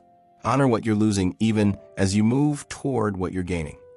8 weeks after leaving active ministry, Gabriel received word that his laicization petition had been sent to Rome. It would likely take another year for final approval, but the process was officially underway. That night, he and Sophia had dinner at a small Italian restaurant in the North End. So it's really happening, Sophia said. You're really leaving. I really am. How do you feel? Gabriel considered, relieved, terrified, grief-stricken, excited, hopeful, guilty, all at once. That's a lot of feelings. I'm a complicated guy. She smiled. I know. It's one of my favorite things about you. They ate in comfortable silence for a while. Then Sophia said, Can I ask you something? Always. Do you ever regret it? Leaving. Every day, Gabriel admitted. And also, never. Both are true at the same time. How is that possible? I regret losing the structure, the sense of purpose, the feeling of being part of something larger than myself. I miss the intellectual community, the theological conversations, the ritual. I even miss the collar, the way it made me instantly recognizable, instantly trustworthy to people who needed help. But I don't regret leaving a vocation that was killing me. I don't regret choosing honesty over performance. And I don't regret you. He took her hand across the table. I will never regret you. Sophia's eyes filled with tears. What if I'm not worth it? What if you gave up everything and I turn out to be... Stop. You're spiraling. I'm allowed to spiral. You gave up your entire life for me. I gave up a life that wasn't mine anymore. There's a difference. Gabriel squeezed her hand. Sophia, listen to me. Whatever happens between us, whether we make it 50 years or 5, I will never regret choosing authenticity over obligation. You showed me what that could look like. That's a gift I can never repay. You're very good with words. Jesuit training. We specialize in persuasive rhetoric. She laughed, wiping her eyes. I love you. I don't think I've actually said that clearly, but I do. I love you. I love you too. Even though you're chronically late and leave wet towels on the bathroom floor and steal all the blankets. And you're obsessively neat and talk through every emotion for 45 minutes and refuse to eat breakfast before 8 a.m. We're a disaster. We're perfect. They kissed across the table, oblivious to the other diners. 3 months after leaving active ministry, Gabriel's decision became public. The diocese issued a brief statement. Father Gabriel Moretti has requested laicization and is no longer serving in active ministry. We wish him well in his discernment. But the North End was a small community, and news traveled fast, especially when people found out why he left. Gabriel was at Sophia's parents' restaurant. She'd finally gotten the courage to introduce him, though she'd been vague about how they met, when someone recognized him. Father Moretti? He turned to see Mrs. Calabrese, an elderly parishioner from St. Benedict's. Her expression was confused, then scandalized as she took in the scene. Gabriel in civilian clothes, sitting close to a woman, clearly on a date. Mrs. Calabrese. How are you? I'm fine. But Father, what are you? She looked at Sophia, then back at Gabriel. Is this why you left? Gabriel felt Sophia tense beside him. Mrs. Calabrese, this is Sophia Russo. Sophia. Mrs. Calabrese was a parishioner at St. Benedict's. Was? Mrs. Calabrese's voice was sharp. Because you no longer are a priest? Because you left us for... She gestured at Sophia with barely concealed disdain. Mrs. Calabrese, Gabriel said carefully, my decision to leave the priesthood was complicated. It wasn't about any one person or any one reason. But she's part of it. It wasn't a question. My daughter told me there were rumors that you'd been meeting with someone, that you'd fallen in love and abandoned your vows for... With all due respect, Sophia interrupted, her voice cold. You don't know anything about our situation, and you certainly don't have the right to judge it. Mrs. Calabrese's face flushed. He was our priest. He made vows to God, and he broke them for you. I didn't break my vows, Gabriel said quietly. I requested dispensation. I left before I violated anything. The vow is in your heart, not in paperwork. You broke faith with God, and with us the moment you let yourself love her more than your calling. Mrs. Calabrese shook her head. I'm disappointed, Father. So disappointed. She left, and Gabriel sat frozen, feeling like he'd been slapped. Gabriel, Sophia started. I'm fine. You're not fine. You're shaking. He looked down at his hands. She was right. That's going to happen more, isn't it? People who feel betrayed, who think I abandoned them. Probably. How do I live with that? The same way you live with everything else. By knowing that you made the best choice you could with the information you had. By accepting that some people won't understand. By letting go of the need for everyone's approval. That's very therapist of you. It's also very true. The incident at the restaurant was just the beginning. Over the next few weeks, Gabriel received emails and letters. Some supportive, many not. Former parishioners expressing disappointment. Theological colleagues questioning his discernment. Even his sister Maria called, upset and confused. I don't understand, Gabe. You were so certain. You convinced me you had a calling. And now you're just giving up? I'm not giving up. I'm choosing something different. Because of a woman. Because I was dying inside that vocation and too stubborn to admit it until someone made me look honestly at what I was feeling. That's not how callings work. You don't just quit when it gets hard. I'm not quitting because it's hard.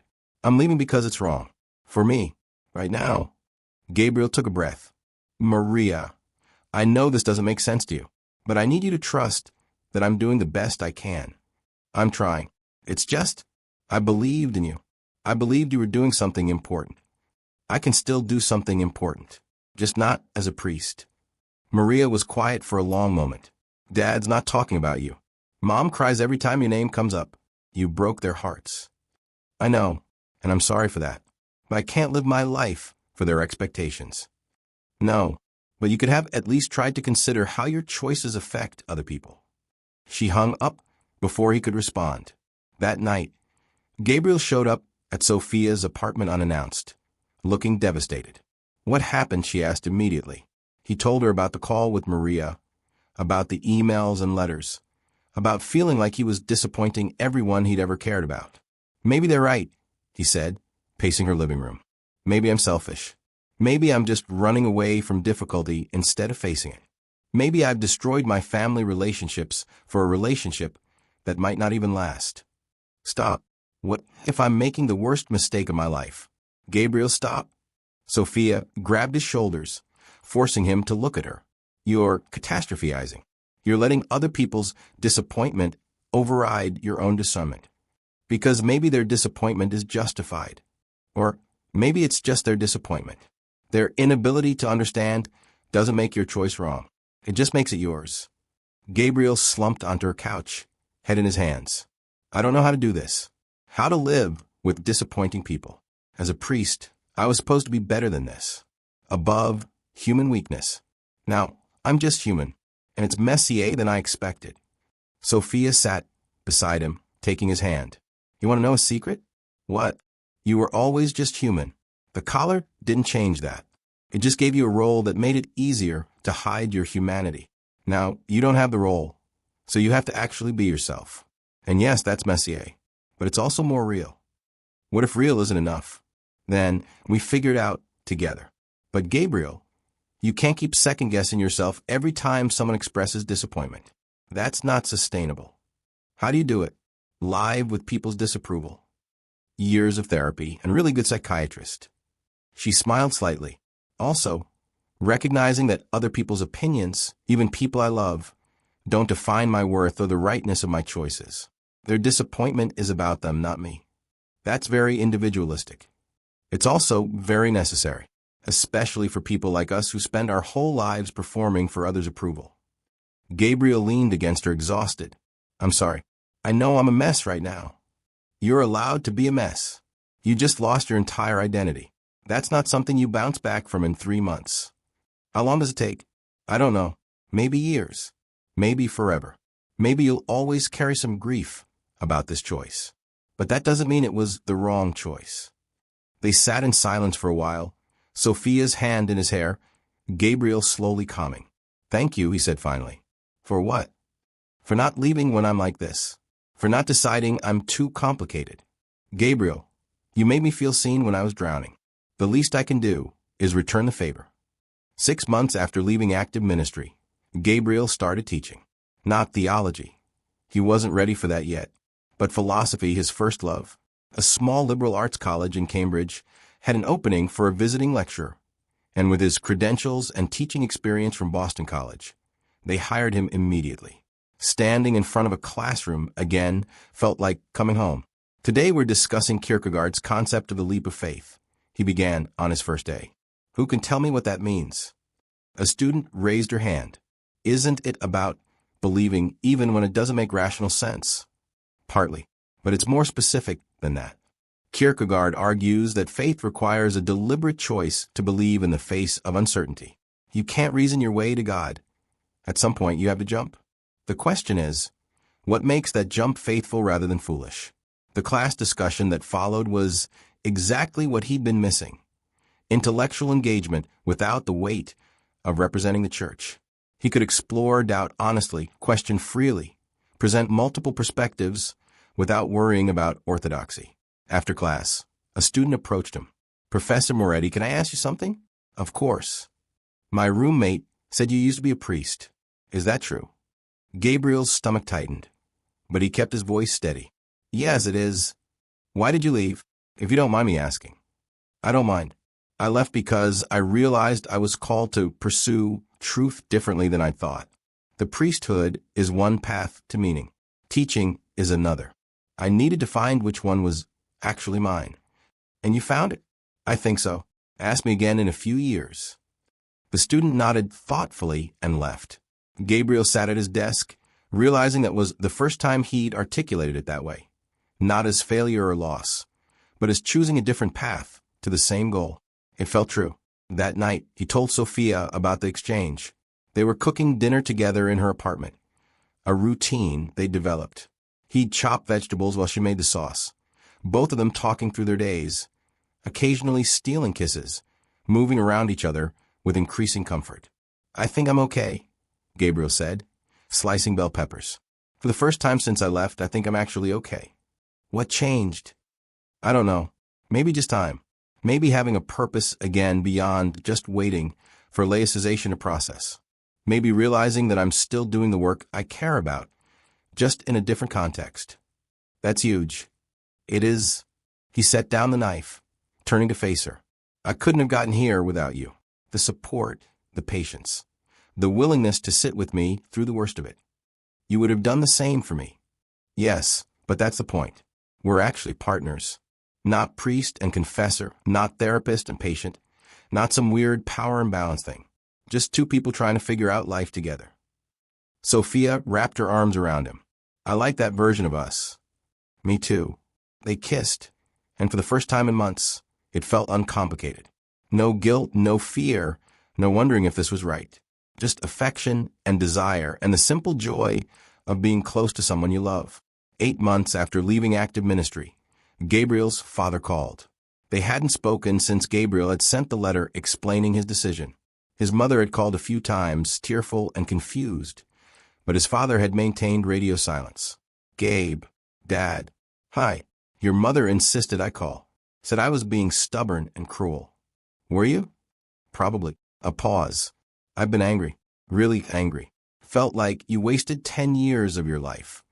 Wasted your intelligence, your potential. On something you were just going to quit. Gabriel gritted his teeth. I didn't quit. I left because... Let me finish. His father's voice was firm. I was angry, but I've been thinking. And I realized something. I was angry because I wanted you to be a priest. Me. Not God, not you, me. Because it made me proud to tell people my son was a priest. Because it validated the sacrifices your mother and I made. Because it meant our family had produced something important. Gabriel was silent, shocked. But that's my shit, not yours, his father continued. You're 32 years old. You don't owe me your life choices. You don't owe me validation. You owe yourself honesty. And if being honest meant leaving the priesthood, then I should support that, even if it's not what I wanted. Dad, I'm not good at this, the emotional stuff, but I want you to know I'm proud of you for having the courage to change course, for being honest about what you needed. That takes balls, and I respect it. Gabriel felt tears burning his eyes. Thank you. That means, God, that means everything. Your mother wants to meet her, the woman. Sophia? Yes, Sophia. Bring her to Sunday dinner next week. Let us meet the person who's worth all this upheaval. Dad, it's not like that. She didn't make me leave. I know. Your mother explained it. But she's still important to you, right? So we should meet her. Okay, I'll ask her. Good. See you Sunday. After he hung up, Gabriel sat staring at his phone, overwhelmed. Sophia found him like that 20 minutes later. What happened? He told her, and she listened with that focused attention she brought to everything. So, she said when he finished, I'm meeting your parents. If you want to, no pressure. Of course I want to. I want to meet the people who raised you. I want to understand where you come from. She hesitated, but I'm terrified they'll hate me, blame me, think I'm the homewrecker who destroyed their son's vocation. They won't think that. My father specifically said he understood you weren't the cause. Understanding intellectually and feeling it emotionally are different things. I know, but they're trying. That's more than I expected. Sophia took his hand. Okay, Sunday dinner with your parents. This is a big step. Is it too much? We've only been officially together for 6 months. Maybe it's too soon. It's not too soon. We've been emotionally together for over a year, even if we're only now making it official. Besides, I want this. I want it to be part of your life. All of it, including the complicated family dynamics. You're remarkable, you know that? I'm terrified, but I'm doing it anyway. That's the definition of courage. Sunday dinner was surprisingly okay. Gabriel's mother cried when she met Sophia, then apologized profusely. His father was gruff but kind, asking Sophia about her work with genuine interest. His sisters were there too, Maria wary but polite, Isabella openly curious, over his mother's famous lasagna. The conversation gradually loosened. Stories from Gabriel's childhood, Questions about Sophia's family. Discussion of her work as a psychiatrist. So you help people figure out their heads? Gabriel's father asked. More or less. I help them understand their patterns, their triggers, why they make the choices they make. Did you figure out what was wrong with Gabe? Dad, Gabriel started. But Sophia laughed. Nothing's wrong with him. He's just a philosopher who accidentally ended up in a vocation that didn't quite fit. It happens. So you didn't seduce him away from the priesthood? Roberto. Gabriel's mother gasped. It's okay, Sophia said. I know that's what people think. But no, Gabriel made his own choice. I was just a mirror, someone who reflected back questions he'd been avoiding. Roberto studied her for a long moment, then nodded. Good answer. And for the record, I don't think you stole him. I think he was already leaving. You just gave him a reason to hurry up about it. That's probably accurate. Later, after dinner, Gabriel's mother pulled him aside in the kitchen. I like her, she said quietly. She's strong, smart. She doesn't let you hide from yourself. No, she doesn't. Good. You need that. You've always been too good at rationalizing. She kissed his cheek. I'm still sad about the priesthood, but I can see you're happier, and that matters more than my dreams for you. Thank Mom. Just promise me one thing. What? Grandchildren. Eventually. Your sisters are taking forever, and I'm not getting any younger. Gabriel laughed. I'll see what I can do. 13 months after leaving active ministry, Gabriel's laicization was finalized. The letter arrived on a Tuesday fitting. Somehow, all those Tuesdays in the confessional.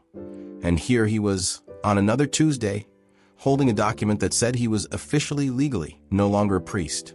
He read it 3 times, waiting to feel something. Relief? Grief? Finality? Instead, he mostly felt tired and ready to move forward. He called Sophia from his apartment. It's done. The paperwork came through. How do you feel? Like I just got divorced from an institution. Weird, but necessary. Do you want to celebrate? Or mourn? Or both? Both, bro. Can you come over?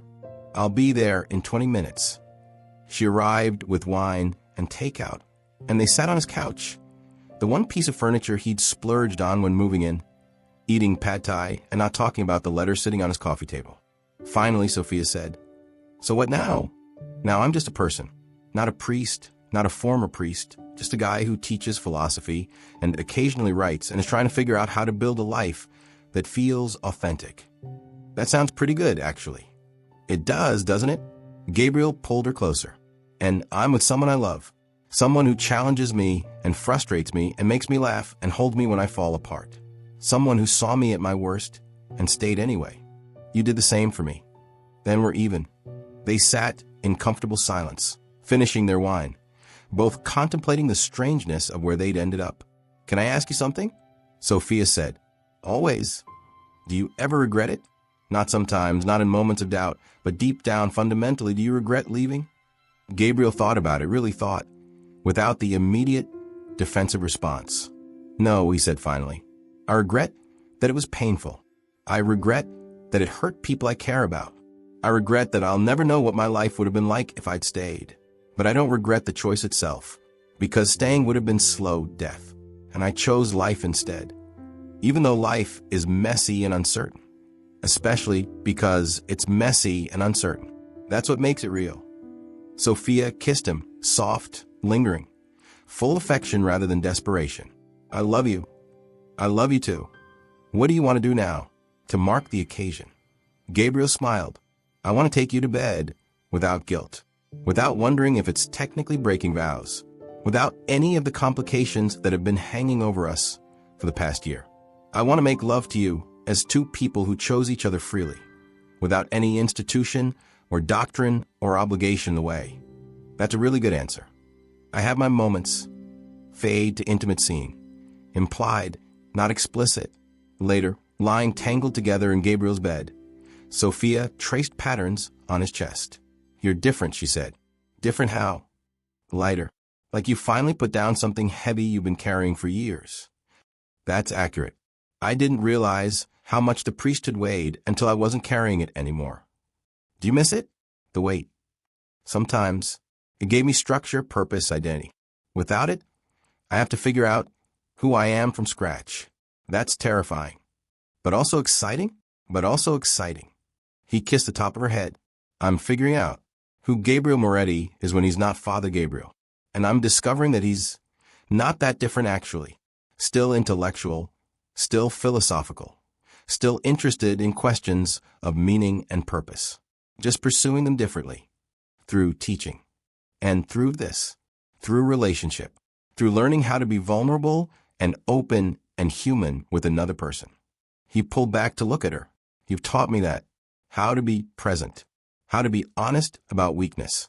How to receive love instead of just giving it. That's very poetic. I'm a romantic. Who knew? She laughed, snuggling closer. So what's next? For us? What do you want? I want this. More of this. I want to wake up next to you and fight about stupid things and make up afterwards. I want to meet your friends and introduce you to mine. I want to build a life together. Whatever that looks like. That sounds perfect. Not marriage proposals? Gabriel considered. Not yet. We've been through something intense and unusual. I want us to have normal for a while. I want to make sure what we built in extraordinary circumstances can survive in ordinary ones. That's very wise. Or very scared. Both can be true. They lay in comfortable silence, both drifting toward sleep. Gabriel, Sophia murmured, "Mm. Thank you for choosing this, for choosing me, for being brave enough to change your entire life. Thank you for giving me a reason to." 3 years later, reflective music, sense of time passing, Gabriel stood in the back of a lecture hall at Boston University, watching Sophia present at a psychology conference. Her talk was titled "The Therapeutic Value of Philosophical Inquiry, Integrating Existential Questions into Clinical Practice." She was brilliant, articulate, confident, weaving together case studies and theory with the kind of intellectual rigor that had first drawn him to her. In the 3 years since his laicization, they'd built a life. Gabriel taught full-time at the Liberal Arts College, had published 2 papers on contemporary ethics, and was working on a book about doubt and faith in the modern world. He'd reconnected with most of his family, though some relationships remained strained. He'd built new friendships outside the priesthood, discovered interests he'd never had time for before. Sophia had been promoted to senior psychiatrist at her practice, had started teaching at BU's medical school, and had become a recognized voice in integrating philosophy and psychology. She'd also slowly rebuilt her relationship with her parents, helping them understand that her choice to prioritize career didn't mean she devalued family. They'd moved in together 6 months ago, after Gabriel's lease ended. It was Sophia's apartment, now theirs, and they'd made it work despite very different organizational styles and occasional territorial disputes about bookshelf space. They fought, sometimes badly, about money and time management and whose career took priority when schedules conflicted. But they also laughed, talked for hours, supported each other through difficulties, celebrated each other's successes. It was normal, beautifully, frustratingly, wonderfully normal. After Sophia's presentation, they went to dinner at a small restaurant in the North End. Not her family's old place, but nearby. "You were incredible," Gabriel said. "Seriously, the way you connected existential philosophy to clinical practice was brilliant. Thanks. I was nervous. That's not my usual audience." They loved you. I could tell. They ordered wine and settled into easy conversation, comparing notes from their respective days, discussing an article Gabriel was reviewing, planning a weekend trip they'd been talking about for months. Over dessert, Gabriel reached across the table and took her hand. "Sophia." "Yes. I love you. I've loved you since you first walked into my confessional and asked questions I didn't have answers to. I've loved you. Through every doubt, every complication, every moment of fear and uncertainty. And I want to keep loving you for the rest of my life." He pulled out a small box. Sophia's eyes went wide. "Gabriel, I know we said we'd wait, that we needed normal first. And we've had 3 years of normal now. 3 years of building a real life together. And I'm ready, if you are, to make it official." He opened the box, revealing a simple ring, a sapphire, her birthstone, set in white gold. "Sophia Russo, will you marry me?" Tears were streaming down her face. "You're sure? You're absolutely sure? Because I don't want you to regret this. I don't want you to wake up in 20 years and wish. I'm sure. I've never been more sure of anything in my life." You're my person, my partner, my home, and I want everyone to know it. Then, yes, God, yes. He slipped the ring onto her finger, and she laughed and cried simultaneously, just like she had that first time they kissed. Around them, other diners applauded. Someone sent over champagne. The waiter insisted their dessert was on the house, but Gabriel barely noticed. He was too focused on Sophia's face, on the joy and relief and love he saw there. I can't believe you proposed in a restaurant, she said, laughing. So cliché. I'm full of surprises. You're really not, but I love you anyway.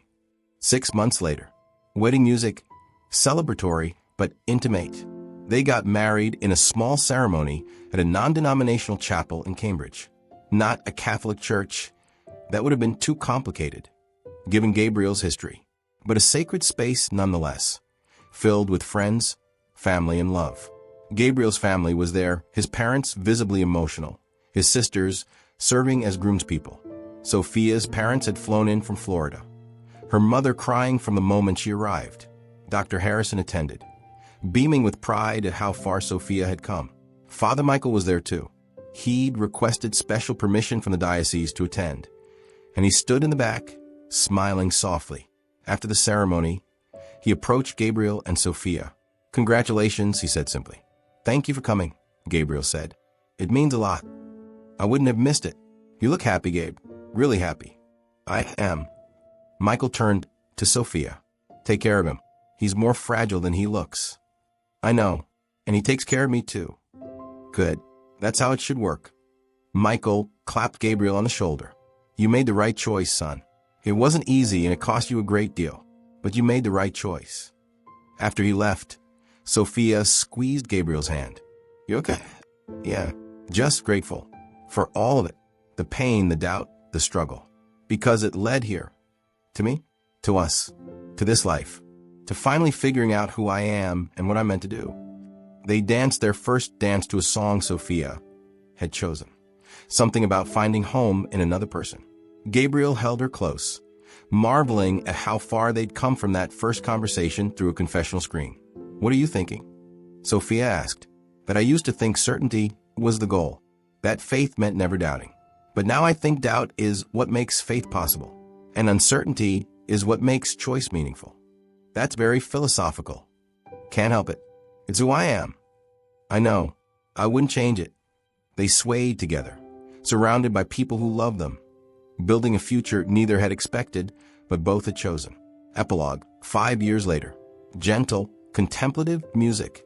Gabriel was in his home office, working on the final draft of his book, when he heard the front door open. I'm home, Sophia called. In here. She appeared in the doorway, tired but smiling, carrying her work bag and a bag of takeout. Rough day, he asked. Long day. 3 patient crises. A faculty meeting that went 2 hours over. And a student who wanted to discuss her entire dissertation proposal right before I was supposed to leave. But I survived. She kissed him. How's the book? Done. Finally. I just sent the final manuscript to my editor. Gabriel, that's amazing. She hugged him tightly. I'm so proud of you. Thanks. I couldn't have done it without you. You read every chapter, challenged every argument, made sure I wasn't disappearing into abstract philosophy. That's what partners do. They ate dinner together at their kitchen table. The one they'd bought together when they'd finally moved into a house, a small place in Somerville with space for both their books, and a garden Sophia had insisted on planting. Can I tell you something? Sophia said over Chinese food. Always. I've been thinking a lot lately about where we started. That confessional, those conversations, all the impossibility of it. And I realize now that it wasn't impossible at all. It was just difficult. There's a difference. What made you think of that? I had a patient today. A woman in a relationship she thinks is impossible. Wrong timing, wrong circumstances, all the reasons it can't work. And I found myself telling her our story, obviously anonymously. But I told her that sometimes what looks impossible is just asking you to be braver than you thought you could be. Gabriel reached across the table, taking her hand. Do you ever regret it? How hard it was? Never. Not once. He smiled. Well, maybe once. When your mother insisted we have a Catholic blessing ceremony, even though we'd already had a legal wedding. Sophia laughed. That was pretty awkward. Having a priest bless our marriage while I stood there, as a former priest, was definitely a top 10 uncomfortable life moment. But we survived it. We survive everything. They cleaned up dinner together, moving around each other with the practiced ease of people who'd learned each other's rhythms. Later, they'd watch a movie, read in bed, fall asleep, tangled together like they did every night. It was ordinary. It was beautiful. It was exactly what Gabriel had given up the priesthood to find. That night, unable to sleep, Gabriel went to his office and opened a new document on his computer. He started writing. There are some sins the church doesn't prepare you for. Some doubts that feel like betrayal but are actually revelation. Some choices that look like failure but are actually courage. This is a story of how I learned the difference. How I discovered that faith isn't the absence of doubt, but the decision to keep moving forward despite it. How I found that love, real love, requires risking everything you thought you knew about yourself. This is a story of how I stopped being Father Gabriel and became just Gabriel, and how that was the most sacred transformation of all. He smiled, saved the document, and returned to bed, where Sophia was sleeping peacefully. He lay beside her, listening to her breathe, and thought about the strange, beautiful journey that had brought them here. From a confessional booth to a marriage bed, from priest to partner, from certainty to doubt to something richer than either. It hadn't been easy. It had cost him dearly. But lying there in the dark, feeling Sophia's warmth beside him, hearing the quiet sounds of the home they'd built together, Gabriel knew with absolute certainty he'd made the right choice. Not because it was easy, but because it was true. And truth, he'd finally learned, was worth any sacrifice.